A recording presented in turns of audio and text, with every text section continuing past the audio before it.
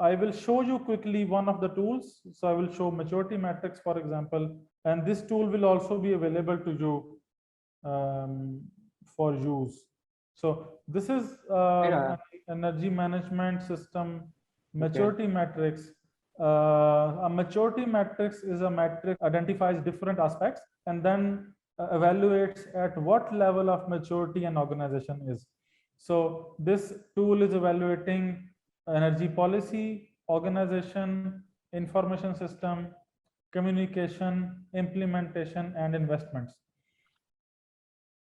When you receive this tool, you will also have some instruction at the bottom how to use it, some nomenclature that is used, different sources that were consulted, and then introduction to the parties who were made, and then obviously to who can be contacted if a change in the tool is needed, for example, or if something is not clarified.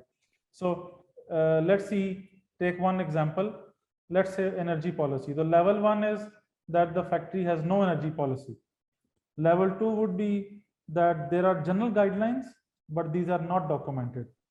Level 3 is that there is a written policy set by top management, but it has not yet been adopted, means it has not been converted into actions and targets and objectives. Level 4 is that a formal energy policy is established with objectives and targets, but implementation is weak because top management is not really showing commitment and it is not reviewing the energy situation or energy policy during their management reviews. A level 5 would be that there is a documented and communicated energy policy with defined scope and boundaries, measurable energy objectives and targets, and there is a commitment to legal and other compliance. It supports energy efficiency in procurement and design and is an integral part of management reviews. So based on this, we can select which of the level the company belongs to. And the suggestion is that rather than when we go to factories, we should not fill it ourselves. What we should do is that when we go to the factory, we should show this tool to them, let them do a self-assessment first. Once they do a self-assessment, put it there, and then along with them, walk through the floor and look at their situation in the floor, come back and then ask them to review it again and then facilitate them. Okay, you said that you're at level 5, but we don't see, for example, we still see old electricity bulbs. We still see that you still have very old machines from 1960 model, for example. So that means that you are still not going into energy efficiency when it comes to machinery and procurement. And so facilitate them and guide them in selecting the right level. So if they have selected the right level, let's say they're at level 4, and we go to the results matrix, you see that the result matrix shows that in the energy policy, they have achieved level 4. And if, for example, in the organization, they're at level 3, we start making the pie chart, the spider web, and we keep selecting levels and we keep on reaching them. But it is important first for us to understand this tool, for us to explain this tool properly to the factory management and team, and then not filling it in isolation, but filling it with them, facilitating them in selecting the right answers and selecting the right options. And then based on this, for example, if we see that the factory is scoring low in organization, that would mean that they don't have a system that is fully integrated into their management structure. The team is not developed properly. The responsibilities are not delegated to the team for energy consumption, and energy planning is not properly conducted, and clear action plans are not being developed. So this is where we can start developing our action plans already and understanding where we can help the company in achieving their energy targets. So the reason of using this tool is to see where they are at the moment, even if they're at level 1, for example. That is what we need to establish with them right in the beginning. Remember, we were talking about creating dissatisfaction with the current situation. Remember the formula for change. So this or this kind of other tools, they create a degree of dissatisfaction from the current situation in the factories. So if a factory is sitting there, for example, they think that they're working very well, but when using this tool, they find out that in all the areas, either they are at level 2 or level 3 or level 1. Showing this in a spider web diagram or in a pie chart or any graph would actually cause a degree of dissatisfaction from the current situation. They would know, oh yes, we need to improve something. They might not want to improve everything out of it, but at least they would know that their energy policy needs to be improved, or their organization and energy team needs improvement, or they need improvement in information system or communication to employees or external communication, or if they have set up everything rightly but their implementation is weak, or if they are not investing in the right direction, or they are only focusing on low cost no cost measures and not actually looking at life cycle cost accounting, for example.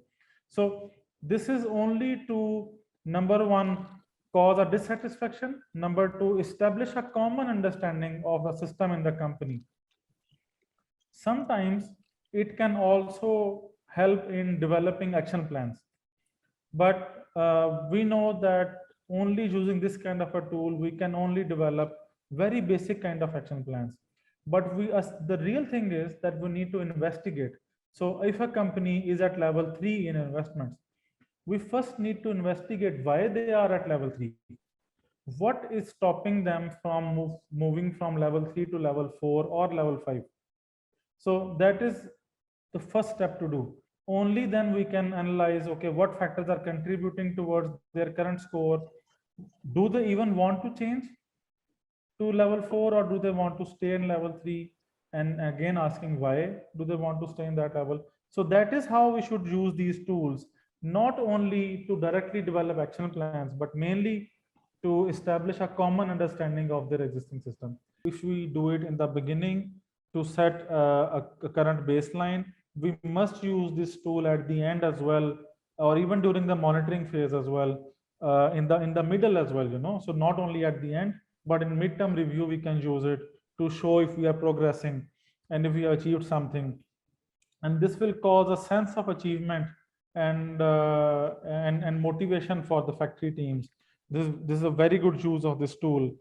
And then you also pointed out that, and normally factories are not rightly at level 3 or only at level 4, but they're sometimes in between. So there are two ways of doing it.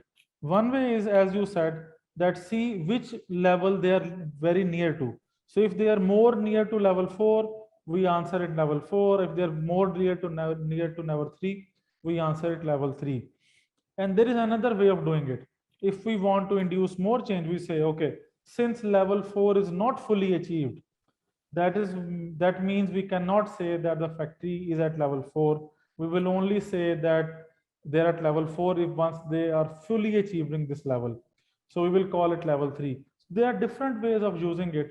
There is no hard and fast rule. This is definitely not science.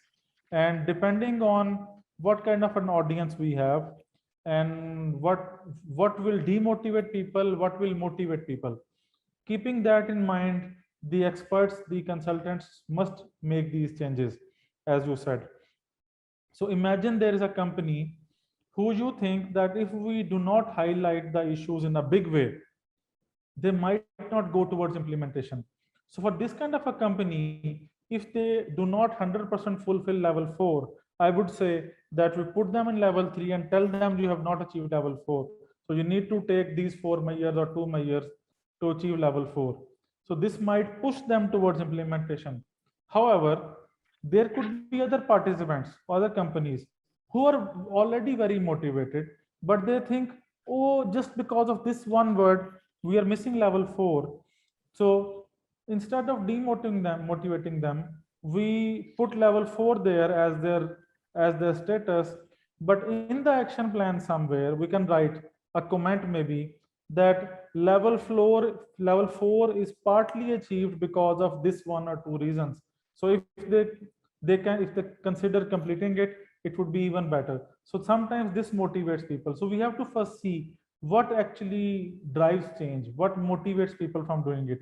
Is it showing them a very bad condition so they want to improve, or is it encouraging them to improve by showing that they are already improving and then they just need to do a little bit more to achieve next step?